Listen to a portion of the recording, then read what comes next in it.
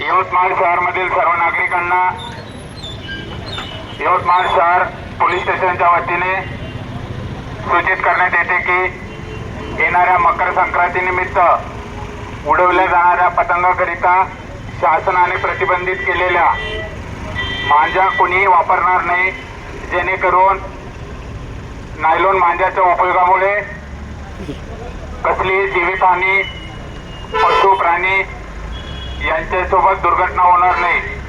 दुर्घटना झाल्यास प्रचलित कायद्यानुसार कारवाई करण्यात येईल। तसेच नायलॉन मांजाची कोणीही विक्री करताना, साठवणूक करताना किंवा जवळ बाळगल्यामुळे त्यांच्यावर प्रचलित कायद्यानुसार कारवाई करण्यात येईल।